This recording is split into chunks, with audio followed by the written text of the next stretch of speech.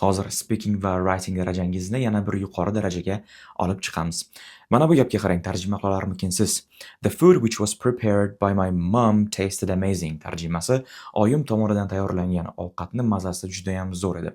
Bu gapda siz bemalol which bilan vozni tashlab yuborib, prepared ni o'zi, ya'ni fe'lni 3-shakli bilan gap tuzishingiz mumkin. Tarjimasi bir xil qoladi. Ya'ni the food prepared by my mother tasted amazing. Xo'sh, qanday qilib bu usulda gap tuzish mumkin? Bu uchun gap relative clause'da tuzilgan bo'lishi kerak, ya'ni who, which, that bilan yasalgan bo'lishi hamda passive voice'da berilgan bo'lishi kerak. Bilasiz, passive voice bo'lishi uchun to be fe'li hamda fe'lni, ya'ni verbni 3-shakli bo'lishi kerak. Mana bu misollarga qarang. O'zbekistonda o'stiriladigan mevalar.